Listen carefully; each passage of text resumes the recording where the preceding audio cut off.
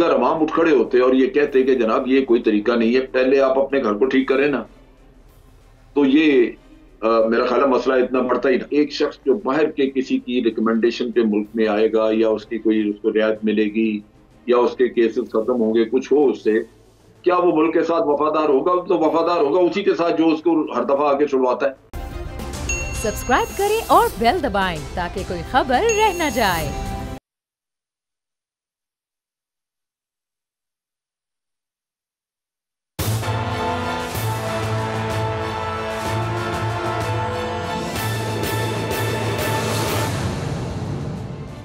अस्सलाम वालेकुम नाज़रीन, मैं हूं आपका मेज़बान समी इब्राहिम और आप देख रहे हैं प्रोग्राम तजिया। मेरे साथ हैं हमारी को एंकर लीना इलियास और आज जनरल रिटायर्ड अमजद शुएब साहब हमारे साथ होंगे प्रोग्राम में।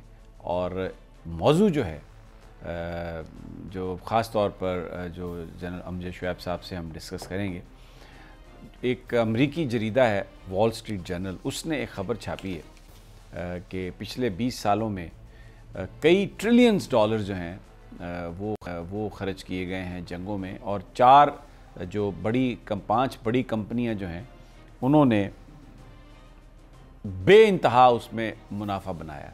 तो एक बड़ा सवाल कि ये जो जंगें हो रही हैं मुख्तलिफ़ इलाक़ों में, मिडल ईस्ट में जो जंग हुई, इराक़ पर जो हमला हुआ, सीरिया के अंदर जो कुछ हो रहा है, ईरान को जो थ्रेटन किया जा रहा है, अफ़गानिस्तान के अंदर जो जंग हुई, इसके अलावा दहशत गर्दी के ख़िलाफ़ जंग में जो ख़र्चा हुआ, किसने माल बनाया? तो वॉल स्ट्रीट जर्नल जो अमेरिका का जरीदा है उसने ये लिखा है, उसने ये बताया। तफसील आज मैं आपको बताऊंगा कि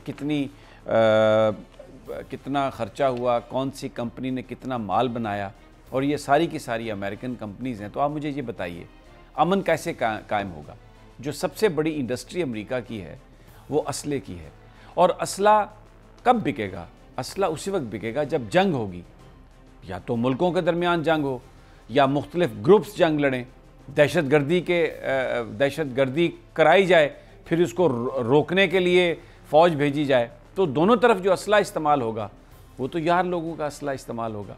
तो ये मुसलमानों पर इल्ज़ाम लगाना, तंजीमों पर इल्ज़ाम लगाना कि जी फ़लाँ दहशतगर्द तंजीम आ गई, फ़लाँ दहशतगर्द तंजीम आ गई, आईसिस ने ये कर दिया जी, वहाँ पर दाइश ने ये कर दिया, तालिबान ने ये कर दिया, फ़लाँ तंजीम ने ये कर दिया। सबसे जो बड़ा बेनिफिशरी है, सबसे ज़्यादा जो माल बना रहा है इस सारी गेम में, वो तो अमेरिका की अपनी कंपनियां हैं। इसलिए हर जगह पर अमेरिका आके मुज़ाकरात भी करवाता है, अलाइज़ भी बनाता है, दुश्मनों के ख़िलाफ़ जंग भी करता है। 14 ट्रिलियन डॉलर अफ़गानिस्तान और मिडल ईस्ट में ये ख़र्च किए। तो ये बात करेंगे जनरल साहब से। और फिर इसके अलावा कल से इलेक्शन कमीशन जो है फ़ॉरेन फंडिंग केस, जो सिक्योरिटी की रिपोर्ट थी तहरीक इंसाफ के हवाले से, उस पर बाकायदा ओपन हेयरिंग शुरू हो रही है, नोटिस हो गए हैं। वेरी इंटरेस्टिंग कि ये किस सिमत जाता है, तहरीक इंसाफ अब क्या सोच रही है, क्या कर रही है। और फिर एक और जो बड़ी अहम बात है वो है कि जी PMLN से मुज़ाकरात किसी ने किए हैं, इस्टेब्लिशमेंट ने किए हैं, तो क्या अब इमरान खान के बाद फिर दोबारा मुस्लिम लीग नून की हुकूमत आने वाली है? जनरल साहब से पूछेंगे कि ये क्या इन ख़बरों की हकीकत है। हमारी इस्टेब्लिशमेंट तो कहती है, फ़ौज तो कहती है हमारा सियासत से कोई लेना देना नहीं, हम इलेक्टेड गवर्नमेंट के साथ हैं। तो ये हुकूमतें बनाने और हुकूमतें गिराने का जो अमल है, क्या उसमें फिर इस्टेब्लिशमेंट शरीक हो गई है, या ये एक प्रोपेगेंडा है सूरत हाल को क्लियर करने के लिए? बड़े ये अहम सवाल आते हैं। तो इसीलिए आज हमने जनरल साहब को रिक्वेस्ट वेरी काइंड कि वो आ गए हमारे साथ। सबसे पहले ज़रा अफ़गानिस्तान पर और जो जंगों में ये जो अमेरिका के अखराजात हैं, जनरल साहब एक बड़ा सवाल है। मैं इसकी जो डिटेल्स में तो आता हूँ, उन कंपनियों के नाम भी हम डिस्कस करते हैं जिन्होंने इसमें माल बनाया, लेकिन मुझे एक बड़ा सवाल ये है कि अगर एक बड़ा मुल्क जिसकी इंडस्ट्री जो है, जिसकी कंपनियां जो हैं वो इतने billions of trillions of dollar इसमें सारे मामले में बना रही हैं, और उनका कारोबार तभी चलेगा अगर जंगें होंगी, तो फिर अमेरिका से ये उम्मीद रखना कि वो कॉन्फ्लिक्ट जो हैं उनको ख़त्म करेगा, या कोई इस दुनिया में वाक़यातन कोई अमन कायम करने की कोशिशें वहाँ पर हो सकेंगी, do you agree with this? बिस्मिल्लाहिर्रहमानिर्रहीम। देखिए, अमेरिका ने कहीं भी अमन कायम करने की कोशिश नहीं की। उन्होंने कॉन्फ्लिक्ट्स किए और आपने देखा कि जब उनकी कोल्ड वॉर खत्म हुई तो सडनली फिर उन्होंने इस्लामिक कंट्रीज के खिलाफ कार्रवाई शुरू कर दी। उस पे नई नई थ्योरीज और नई नई थीम्स बना के नैरेटिव्स लेके आ गए और टेररिज्म जो है वो इनिशिएट इन्होंने खुद किया। और फिर जब वो कहीं इजराइल के या इनके मफादात के खिलाफ हुआ तो वही बहाना बन गया। ये चीजें चली रही थी कि पिछले जो 20 साल अफगानिस्तान के गुजरे उसके बारे में बहुत अरसा पहले से बाज लोगों ने, बाज एनालिस्ट ने कहना शुरू कर दिया कि ये जंग खत्म नहीं करना चाहेंगे क्योंकि ये अब बिजनेस बन चुका है। और ये बिजनेस बन गया था अफगानियों का भी। आप देख लीजिए कि अफगानिस्तान में बेपनाह करप्शन की इन लोगों ने जो भी इलेक्ट होके आते रहे, और उसके अलावा आम आदमियों ने भी, इनके पार्लियामेंटेरियंस जो थे उन्होंने भी खाया।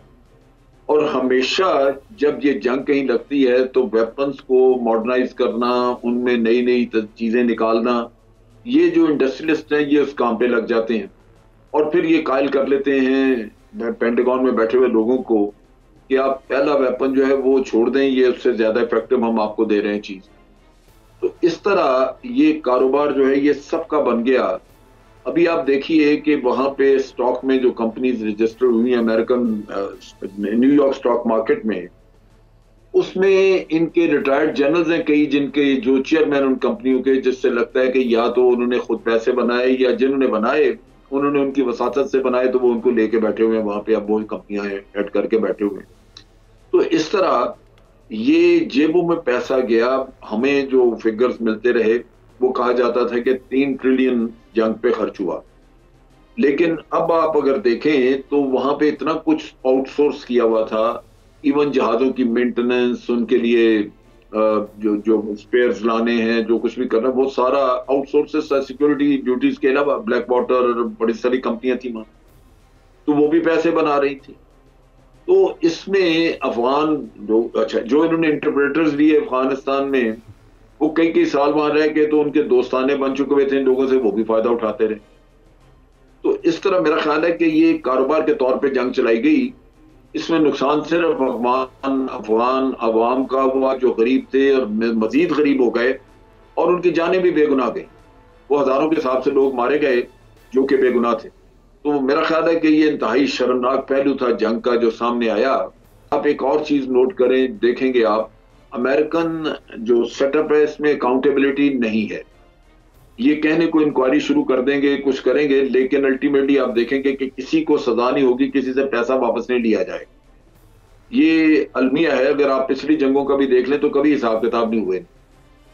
तो अब भी ये ड्रामा है। ये थोड़ी बहुत इंक्वायरी करके तो बैठ जाएंगे और किसी से पैसा ना वसूल किया जाएगा, ना किसी को सजा दी जाएगी। जनरल साहब, ये कोई सिलसिला हमें नया नज़र नहीं आता। इससे पहले ईरान कॉन्ट्रा स्कैंडल उसकी एक मिसाल है, जिसमें इज़राइल और ईरान किस तरीके से उनको इस्तेमाल किया, इन्होंने किस तरीके से अपना असला बेचा। मेरा सवाल आपसे ये है कि एक चीज़ सामने आ रही है और ये अमेरिकन मीडिया इसको रिपोर्ट कर रहा है कि ये ट्रिलियंस ऑफ डॉलर्स की गेम है। तो जो ये बनाया जाता है, इल्ज़ाम लगाया जाता है, फ़लाँ जगह फ़लाँ ग्रुप आ गया, फ़लाँ जगह फ़लाँ ग्रुप आ गया, दहशतगर्दी हो गई, उनको रोकने के लिए हम आएंगे, हार्ड परशूट में आएंगे, और वो असले का बेपनाह इस्तेमाल करते हैं। जो फर्स्ट इराक वॉर थी उसका भी ख़र्चा सऊदी अरब ने दिया, सारा बाद में उन्होंने पैसा दिया।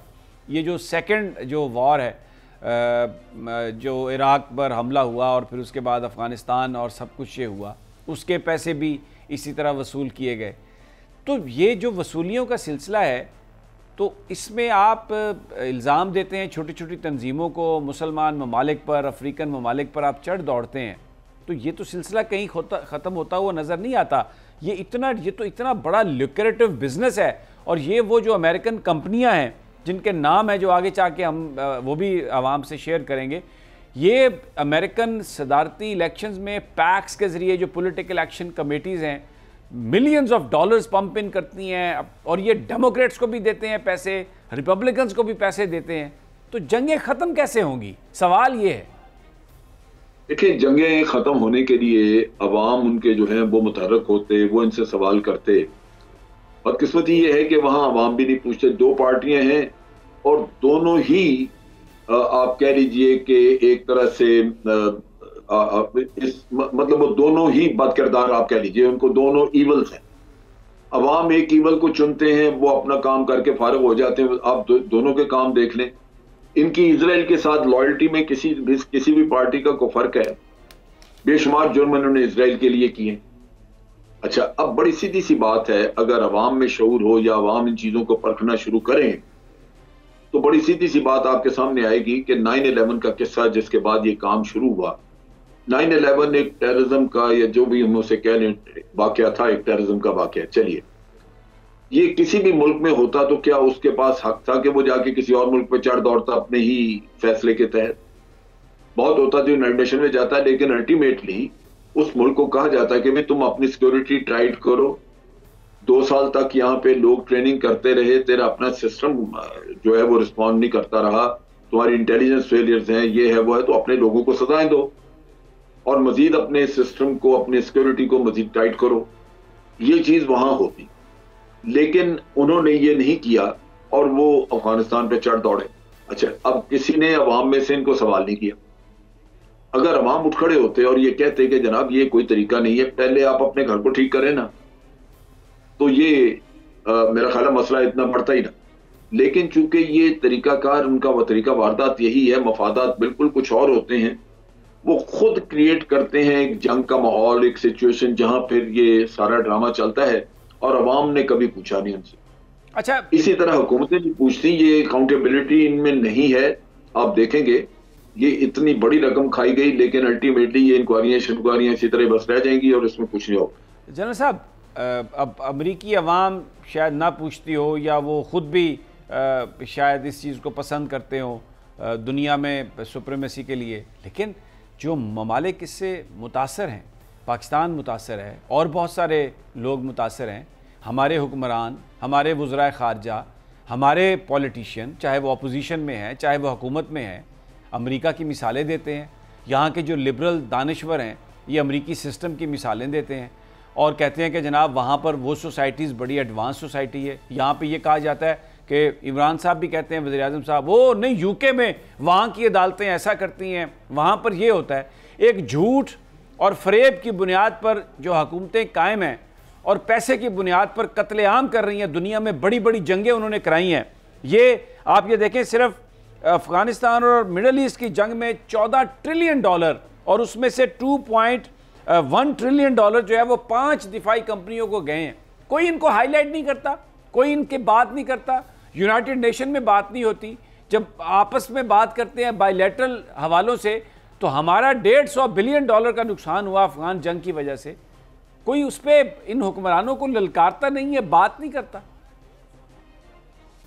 देखिए, जहां तक हमारे नुकसान का ताल्लुक है, ये इंतहाई शर्म की बात है कि हम यही कहते रहे कि जनाब दुनिया हमारी कुर्बानियों को तस्लीम करे, which was very very wrong narrative. असल चीज ये थी कि अमेरिका के वहां होते हुए अफगानिस्तान से भारत टेररिज्म कराता रहा, तो ये कुर्बानी नहीं थी, ये हमारे 80,000 लोग कत्ल किए गए जिनका जिम्मेदार भारत और अमेरिका था। इसी तरह जो हमारा जो माली नुकसान हुआ, जैसे हम कहते हैं मईशत को $150 बिलियन का नुकसान हुआ, ये नुकसान हमारा करवाया गया, ये हमारी कुर्बानी नहीं थी। क्या हमने खुशी से ये किया? अब चीज ये है कि हुक्मरान जो थोड़ी बहुत भी अगर इस मामले में कुछ आप कह लीजिए कि सही सोच रखते, तो ये सारा कुछ अमेरिका से डिमांड करना चाहिए था। वो आपके मुंह पे कालक थोपते रहे, वो कहते रहे जी आपको 30 बिलियन डॉलर दिए, आपने किधर रखे और आप डू मोर। आप कहें जनाब 80,000 लोग जो आप हमारे मारे गए, आप कातिल हैं, आपके होते हुए वहां से टेररिज्म हुआ, आप उनको कंपनसेट करें, उन लोगों की फैमिलीज को आप रिलीफ दें। आप अपना $150 बिलियन मांगे उनसे, वो देते ही हैं, ये नहीं देते, लेकिन आपकी एक मॉरल रिक्वायरमेंट थी कि आप अपने मुल्क का जो मफाद है मुल्क के, या मुल्क का जो स्टांस है, उसको सही तरीके से पेश करें। हम ये कहते हैं जी रिकॉग्नाइज करें। रिकॉग्नाइज किस बात का भाई? हमने कोई खुशी से कुर्बानी दी है? हमारे तो लोग मारे गए, ये कत्ल किए गए लोग। तो यहां पे किसी ने भी इस नैरेटिव को, जो कि नेशनल नैरेटिव होना चाहिए था, ना पार्लियामेंट बोली, ना ही कोई पॉलिटिशियन बोले, ना ही हुकूमतों ने बात की। नतीजा ये है कि आप एक डिफेंसिव पे हैं, वो आपको आप बिडू मोर कहते हैं, आपको आंखें दिखाते हैं। तो ये अलमिया है।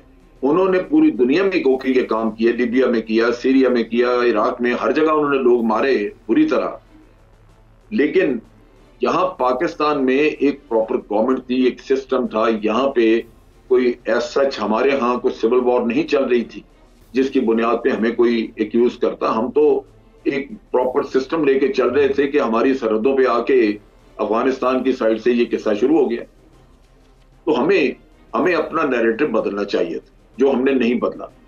बाकी जहां तक अमेरिका का ताल्लुक है, देखिए उन्होंने 1880 से लेके आज दिन तक 329 जंगें उन्होंने लड़ी और सारी खुद इम्पोज की। हम आप इससे अंदाजा कर लें कि इनकी हिस्ट्री जो है वो जंगों से भरी पड़ी है।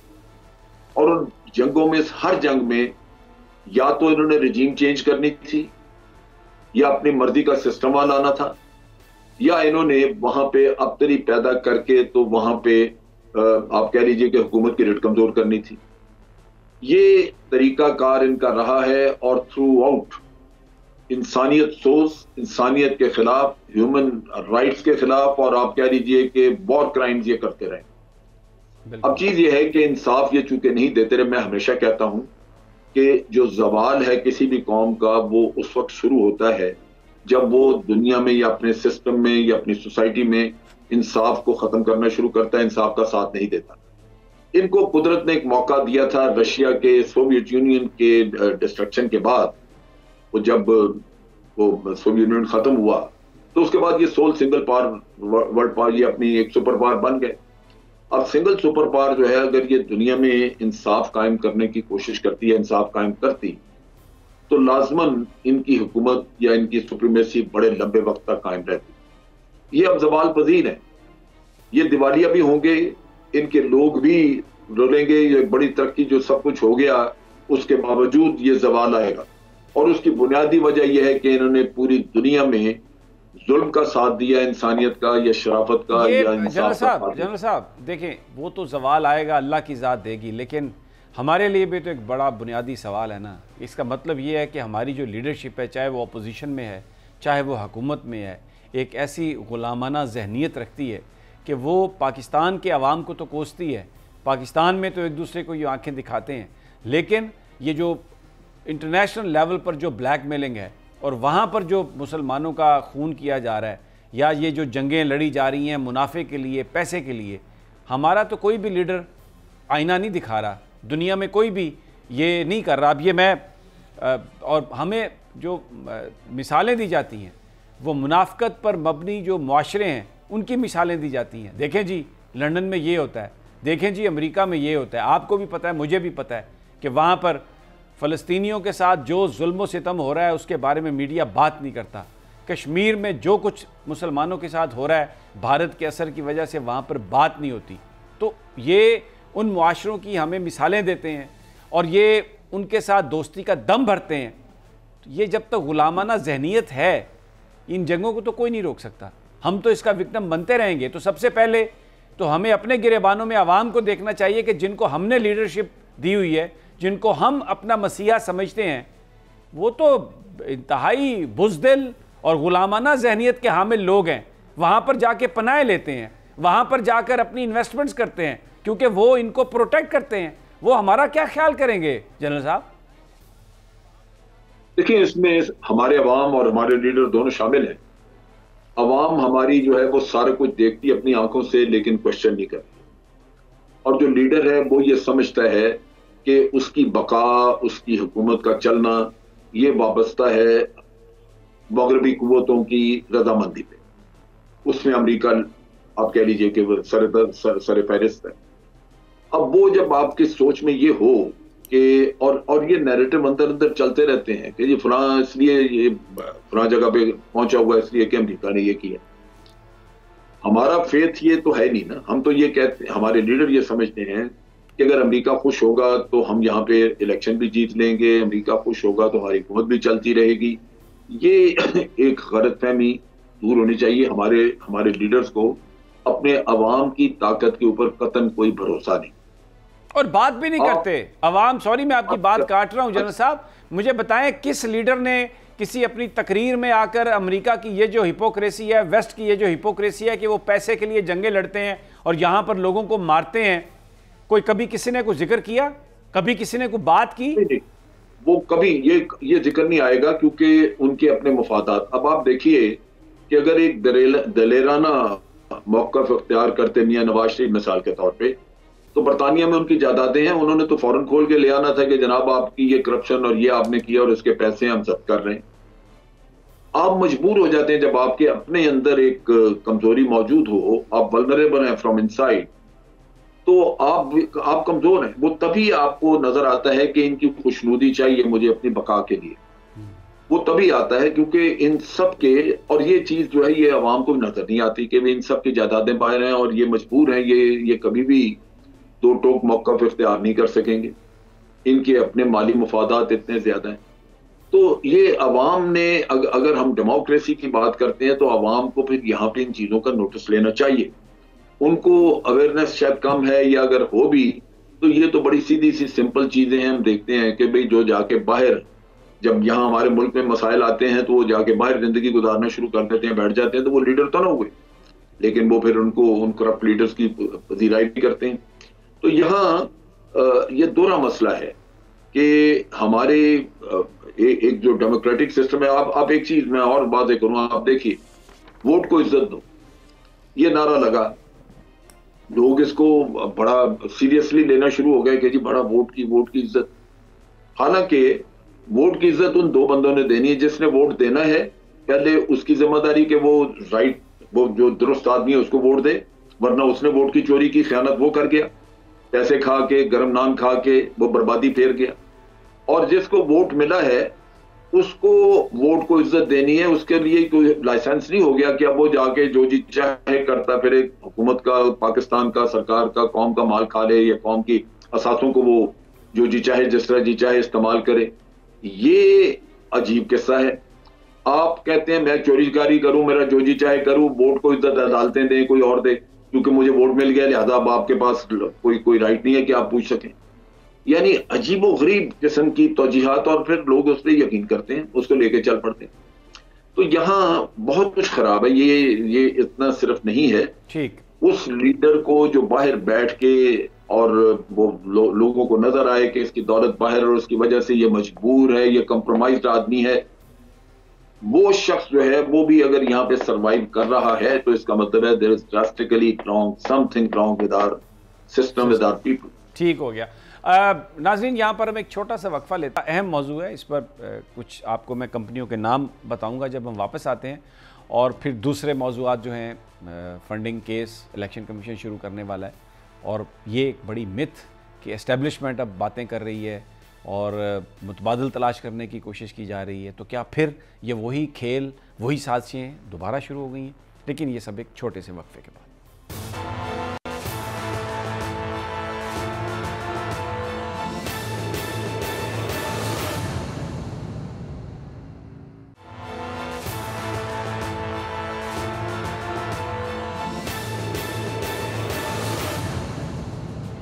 वेलकम बैक नाज़रीन। हम बात कर रहे हैं दुनिया में होने वाली जंगों की, जिसमें अमेरिका पेश है, और जो अमेरिकन मीडिया रिपोर्ट कर रहा है कि ट्रिलियंस ऑफ डॉलर्स वहाँ पर कमाए हैं अमेरिकन कंपनीज़ ने। सिर्फ 5 कंपनीज़ हैं, मैं आपको उनके नाम बता देता हूँ। इनमें एक लॉकहीड मार्टिन है। लॉकहीड मार्टिन जो है ये F-16 भी बनाने वाली शायद कंपनी है। फिर बोइंग है, जनरल डायनामिक्स है, रिथियन टेक्नोलॉजीज़ है, और नॉर्थरोप ग्रुमन। ये वो 5 कंपनियां हैं जिन्होंने तकरीबन बड़ा हिस्सा जो है इसका उन्होंने कमाया है, और जब तक ये पैसा इन कंपनियों को मिलता रहेगा ये जंगें जो है ना वो ख़त्म नहीं होंगी। और दूसरी जो बड़ी बात है कि ये इंतहाई इंटेलिजेंटली ये कंपनियां काम करती हैं। ये वहाँ पर जो अमरीकी सदारती इलेक्शन है उनमें जो डेमोक्रेटिक उम्मीदवार हैं उनको भी ये चंदा देते हैं, जो रिपब्लिकन्स हैं उनको भी ये चंदा देते हैं, और कोई भी आके इनकी जो पॉलिसीज़ हैं उससे डिविएट नहीं करता। लेकिन इन जंगों को जस्टिफाई करने के लिए छोटे छोटे ग्रुप क्रिएट किए जाते हैं, जिनमें अमेरिकन इंटेलिजेंस एजेंसीज पेश होती हैं, दूसरी यूरोपियन एजेंसीज़ पेश हैं और ग्रुप्स बनाए जाते हैं, उनके ज़रिए ऐसी वारदातें करवाई जाती हैं जिसके नतीजे में जंगों का जवाज़ पैदा किया जाता है। और समटाइम्स अगर जवाज़ ना भी हो तो झूठा जवाज़, जिसकी बड़ी वाज़े मिसाल इराक़ की जंग थी, जिसमें एक जाकर कॉलिन पावल जो सेक्रेटरी ऑफ स्टेट थे अमेरिका के, उन्होंने यूनाइटेड नेशन सिक्योरिटी काउंसिल में जाके एक प्रेजेंटेशन दी कि इराक़ के पास WMDs हैं, वेपन्स ऑफ मास डिस्ट्रक्शन, दुनिया को ख़तरा है, इराक़ दुनिया को तबाह करना चाहता है। ये प्रेजेंटेशन दे के उन्होंने अक़वाम मुत्तहिदा में सिक्योरिटी काउंसिल से इराक़ पर हमले की मंजूरी हासिल की और उसके जो बड़े बेनिफिशरी वो असला साज कंपनियाँ और उसके बाद वहाँ पर जो ऑयल कंपनीज़ थी, जो अमेरिका के डिक चेनी जो नायब सदर थे उस वक्त के, वो बराह रास्त उनका ताल्लुक़ था उन कंपनियों के साथ, उनके लिए वो काम करते थे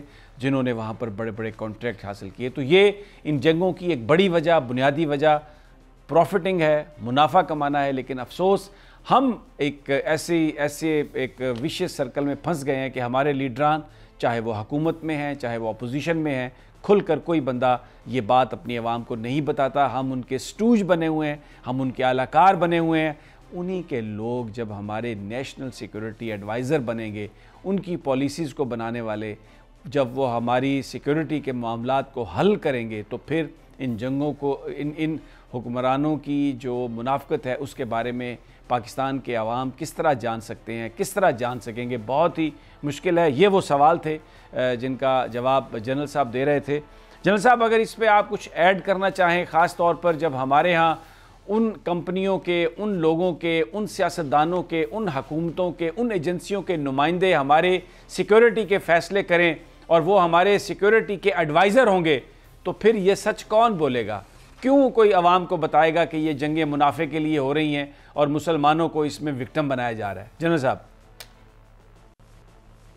देखिए, कोई भी शख्स वो आपके बैंकिंग सिस्टम में आ जाए या आपके प्लानिंग सिस्टम में आ जाए या आपके सिक्योरिटी के सेटअप में आ जाए, अगर उसने वापस जाके उसी सेटअप में काम करना है जो कि अमेरिका का है या बरतानिया मगरबी दुनिया का है, तो फिर इसका मतलब ये है कि जो उसका परमानेंट इंटरेस्ट है वो तो वही है जो कि उसका मगरबी दुनिया के साथ होगा, क्योंकि उसने बाकी जिंदगी वहां गुजारनी है। ये तो उसको एक टेन्योर किसी को मिल गया 2 साल 4 साल का। अब उसमें हमारी हमाकत ये है कि हम ये समझते हैं कि लोग इतने फरिश्ते हैं कि उनको 3-4 साल यहाँ रखेंगे और उसके बाद वो जाके बाहर भी अगर चले जाएं, कहीं भी चले जाएं, तो आप ही के मुफादात को हेलीकॉप्टर करेंगे, वो होगा नहीं। उनको तो बाहर मुंह को लगाएगा। वहां तो उनको पॉलिसी वही फॉलो करनी पड़ेगी। अगर वो पाकिस्तान दुश्मनी की पॉलिसी है तो चलानी होगी, इस वजह से कि आप वहां जाके जॉब कर रहे हैं, आप उस सेटअप में चले गए। तो खराबी हमारे अपने सिस्टम में है, जहां हम इन चीजों की परवाह नहीं करते, हम इन पे गौर नहीं करते। मैं कतन ये नहीं कहता कि जो हमारे वहां पे पाकिस्तानी बाहर काम करते हैं उनका कोई हकूक नहीं, उनके हकूक बहुत हैं, उनको एतमाद में रखना चाहिए। आप उनसे मशावरत लें, वो प्रोफेशनल्स हैं, या आके प्रोफेशनल साइड पे काम करें। लेकिन ये जो सरकारी राज, सरकारी आपकी पॉलिसीज और जो गवर्नमेंट की अपनी वर्किंग है, जिस तरह भी आजकल देखिए कि प्रॉब्लम चल रही है स्टेट बैंक के बारे में, तो ये इशू वो हैं जिनको आप इस तरह इतना लूजली हैंडल नहीं कर सकते। वहां आपको मार पड़ सकती है। हो सकता है कि आपने जिसको एम्प्लॉय किया वो बड़ा ही अच्छा इंसान हो और वाकई वो जाके आपके लिए कोई प्रॉब्लम भी पैदा ना करे, लेकिन ऐसे वाकयात हुए भी हैं जहां आप देखिए कि आपने वाजिद शम्सुल हसन को और हुसैन हक्कानी को लगाया, तो अल्टीमेटली आपको क्या मिला? तबाही के अलावा। दुरुस्त हो गया, दोनों हजरात ने आपके साथ हाथ किया। बिल्कुल दुरुस्त आपने जनरल साहब बड़ा राइटली आपने पॉइंट आउट किया, और ये बड़ा अहम इशू है। और हमारे जो सिक्योरिटी के इदारे हैं उनको भी सोचना चाहिए कि सिक्योरिटी क्लियरेंसेस ऐसे लोगों की किस तरह से हो गई और वो किस तरह पाकिस्तान के नेशनल सिक्योरिटी के अहम मामलात वो उनके पास चले गए। और अब हालत तो ये है कि वो आके आपको ब्रीफिंग्स देते हैं कि पाकिस्तान की सिक्योरिटी के मामलात क्या हैं। अब उसके बाद जो बैरूनी दुनिया है उनको तो किसी जासूस की जरूरत ही नहीं है, they have now direct access to your planning. और भी है ना, देखिए ना, अगर हम ये सारी चीज़ें इस तरीके से सामने लेकर आते हैं तो हमें हमेशा यही कहा जाता है जी कि सैंक्शंस लगा दी जाएंगी। कभी FATF का मसला आ जाता है, कभी इमदाद का मसला आ जाता है, कभी हमें ये बताया जाता है कि इंटरनेशनल कम्युनिटीज़ जो हैं वो हमें उस तरीके से सपोर्ट करना छोड़ देंगी। तो बेसिकली हमने अपनी पॉलिसी को वाजे करना है, जो हमारी नेशनल पॉलिसी है। तो मेरा तो यही ख्याल है, ये सवाल मेरा आपसे भी है, यही सवाल मेरा शोएब साहब से भी है, क्योंकि बात तो आप दोनों बिल्कुल ठीक कर रहे हैं, लेकिन इतना आसान तो नहीं है चीज़ों को करना। अगर करना होता तो कोई ना कोई गवर्नमेंट तो ज़रूर करती। जी जनरल साहब। अदीना, अगर हमने 20 साल यहाँ पे डील करके अफगानिस्तान में अमेरिकनों को डील किया, अगर हमने उसमें ये सीखा नहीं कि इनकी साइकी क्या है, तो कसूर फिर हमारा है। आप इनका एक काम कर दें, जो एक डिमांड ये करते हैं आप वो कर दें, तो डू मोर आए ही आएगा, आप बच नहीं सकते।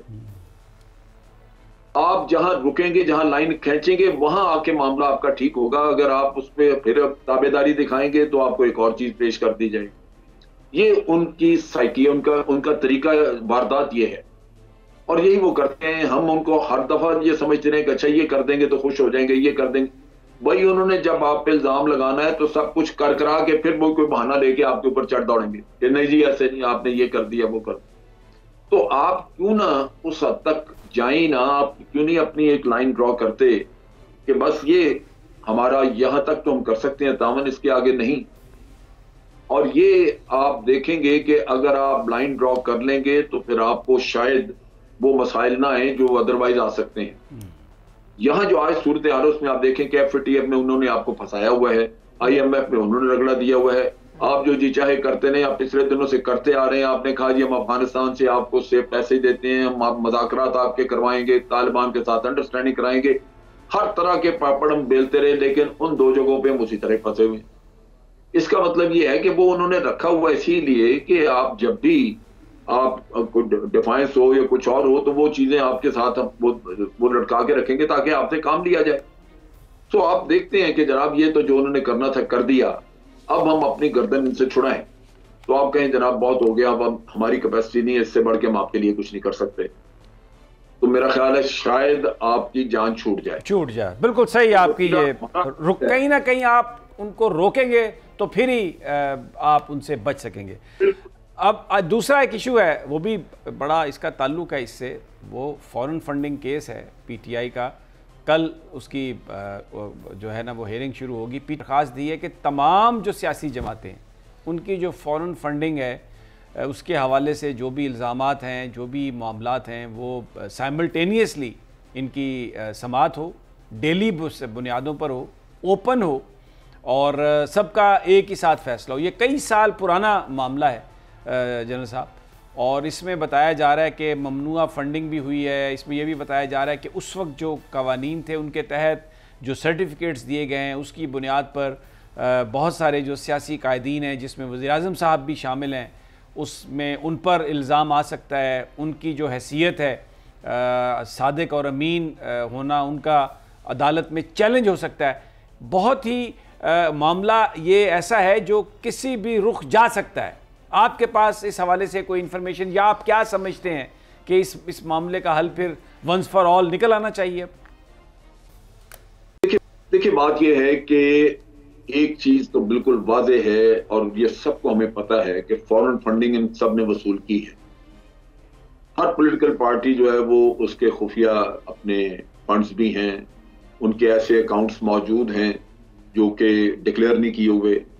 लिहाजा ये तहकीकात तो एक बड़ी आप कह लीजिए कि लार्ज स्केल पे होनी चाहिए, जहां सब तहकीकात हो। अगर आप किसी एक पॉलिटिकल पार्टी को, कोई भी हो, PMLN हो या PPP, अगर किसी एक के खिलाफ करेंगे और निकाल दें तो लाजमन उससे वो पार्टी खत्म नहीं हो जाएगी, वो क्यास मचेगा और वो किसी और नाम से फिर दोबारा खड़े हो जाएंगे और अपने नए अकाउंट्स वगैरह खोल देंगे। जरूरत ये है कि सिस्टम को साफ करना है।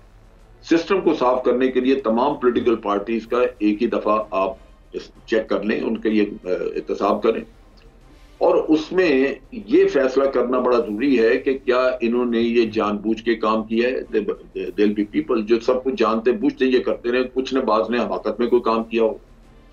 फिर ये नेशनल लेवल पे फैसला कर लिया जाए कि इनको फाइन करने पॉलिटिकल पार्टीज के जो अकाउंट्स हैं वो जब्त करने हैं, या इनको आपने डिक्लेयर करना है, डिस्क्वालीफाई करना है इनको, या इनके खिलाफ कोई और तादीबी एक्शन आपने लेना है। ये चीज जो है ये अमूमन ये तो फैसले तो ये कवानीन के तहत ही होते हैं, फैसले कवानीन के तहत करने भी चाहिए, लेकिन फिर केसेस जाने चाहिए अदालत में ताकि वो अल्टीमेटली इनको फैसला करे।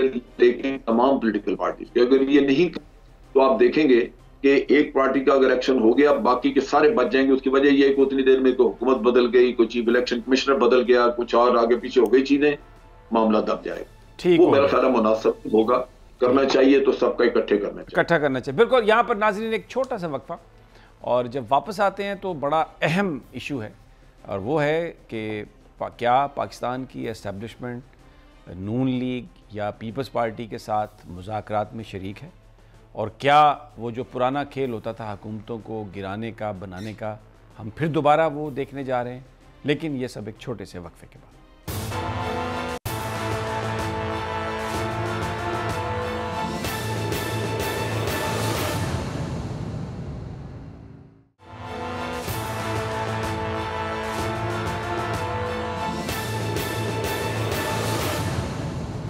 वेलकम बैक नाजरीन।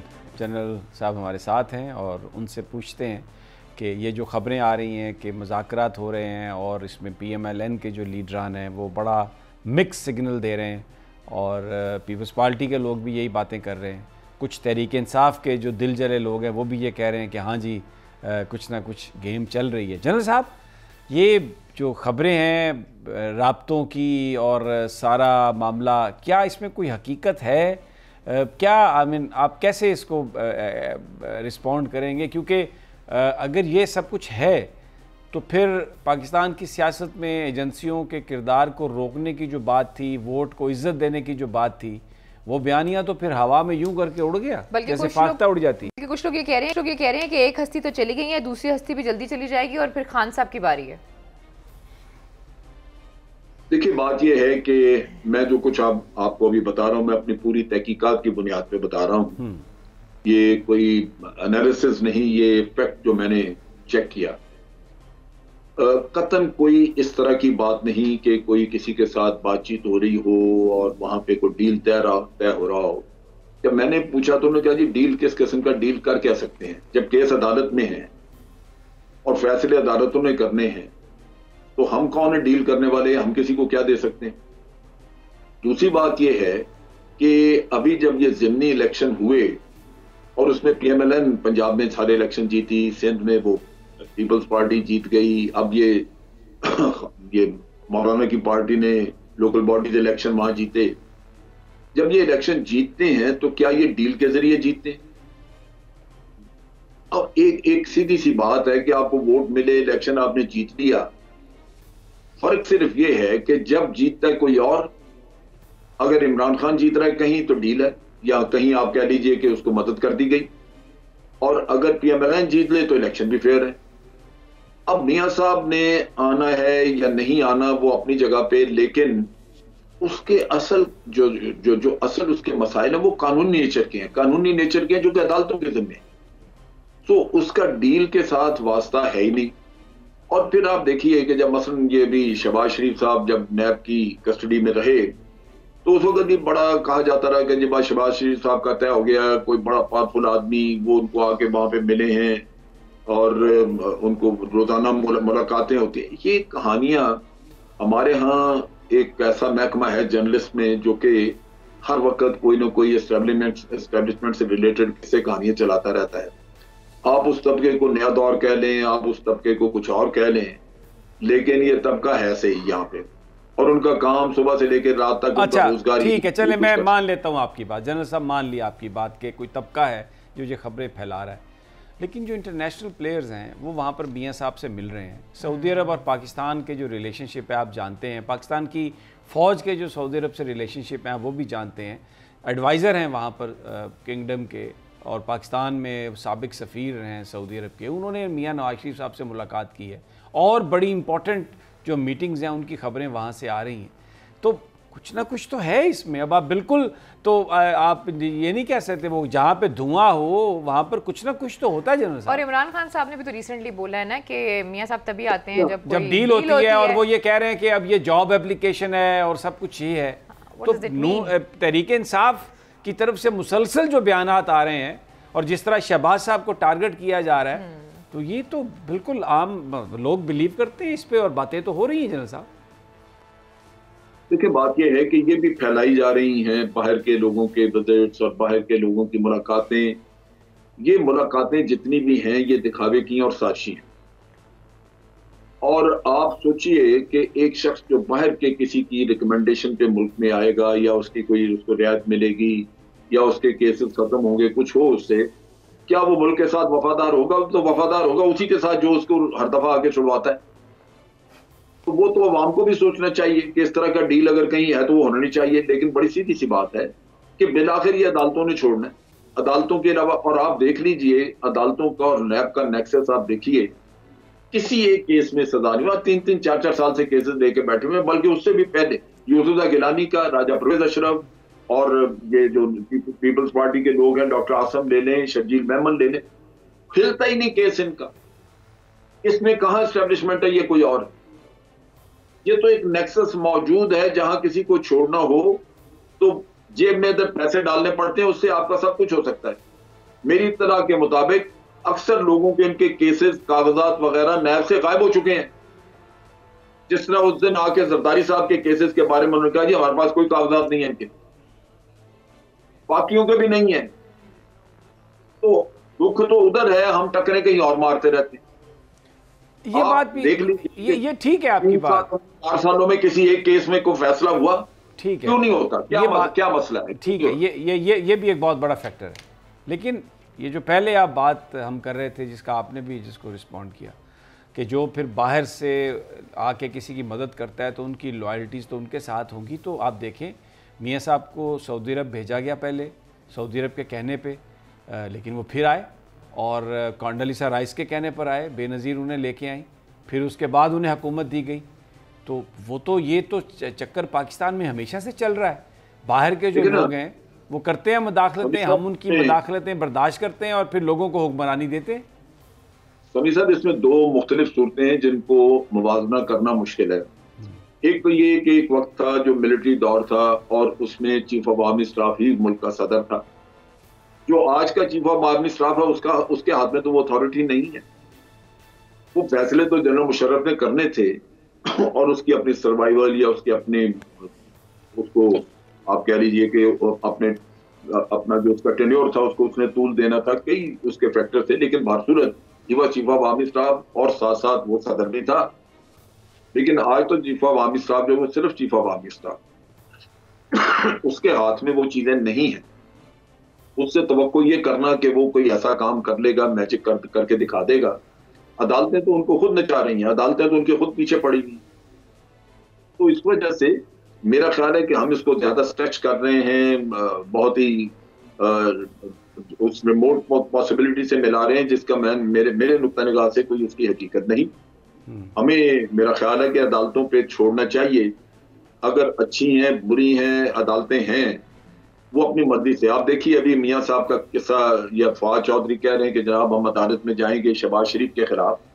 आप सोचिए, अदालत को नहीं पता था कि ये जा रहे हैं, नहीं आएंगे। ये 7 अरब रुपए की मांगी इमरान खान ने, ये पीटीआई की गवर्नमेंट ने कहा जी 7 अरब रुपए का बॉन्ड भर के देके जाए, और अदालत ने नहीं माना। क्यों? क्या आज 7 अरब रुपए का जुर्माना अदालत को करना चाहिए फिर? कि जी हमने तो ये मांगा था, आप बंदा लेके आए, या आगे शहबाज शरीफ से पूछने का क्या फायदा? अदालत ने ये गड़बड़ की सारी। 7 अरब रुपए का बॉन्ड मान लेते तो क्या उसमें बुराई क्या थी? जब इतना ही यकीन था कि ये शख्स जाएगा और आएगा, तो 7 अरब छोड़ के 27 अरब का भी मांग लेते तो नहीं। लेकिन इसमें जनरल साहब एक ये बात भी तो है ना कि अगर हुकूमत ये फैसला कर लेती कि बिल्कुल नहीं बाहर जाने देंगे, यहाँ पर फैसिलिटी अवेलेबल है, इलाज अवेलेबल है, कराएं। यहाँ पे पाकिस्तानी जो गरीब लोग हैं वो तो नहीं जा सकते, वो इधर ही मर जाते हैं अगर इलाज नहीं होता। तो एक सजा याफ्ता को बाहर क्यों भेजा गया? समी साहब, ये भी इशू नहीं है, हुकूमत ने नहीं भेजा। देखिए, अदालत जो उनके पास जब केस गया था, अदालत के पास केस ये गया था कि इन्होंने बाहर जाके ट्रीटमेंट करवाना है। अदालत ये कह सकती थी, जो कि तरीकाकार है कानून में, वो यही है कि जिसका इलाज करना है वो अगर सजा याफ्ता है तो जब तक उसकी सजा सस्पेंड नहीं होती वो बाहर नहीं जा सकता। पहले तो कानून ये तोड़ा गया। दूसरी तरफ ये है कि वो पहले उसका ट्रीटमेंट जेल में होगा। अगर जेल में ट्रीटमेंट ठीक नहीं हो सकता या उससे वो फैसिलिटीज वहां नहीं दी जा सकती तो उसको हॉस्पिटल में दाखिल किया जाएगा। और जब वो हॉस्पिटल में रहता है तो उस वक्त भी उसके ऊपर पैरा होता है, वो अंडर कस्टडी है, वो कैद काट रहा होता है। यहाँ बिल्कुल अनोखा ही कोई किस्सा जहां पे कानून में कोई ऐसी गुंजाइश ही नहीं है, आप उसको कह रहे हैं चलो जी बात चलो, अदालत आपसे गारंटी मांग रही है कि 48 घंटे इसकी जिंदगी रहेगी, इसकी आप दें हमें जमानत। ये जो यहाँ पे जो कुछ हुआ है ये तो इतना बड़ा अलमिया है, अफसोसनाक है, ये पाकिस्तान की है कवानीन का जनाजा। बिल्कुल बिल्कुल बिल्कुल पाकिस्तान की तारीख का ये एक अफसोसनाक चैप्टर है। और एक सज़ा याफ्ता आदमी, उसको पता नहीं कैसे वो बाहर चले गए और वापस भी नहीं आ रहे, और जो बहस है वो सब आपके सामने है। बहरहाल इजाज़त दीजिए, कल फिर इंशाल्लाह मुलाकात होगी तजिया में, अल्लाह ने के बाद।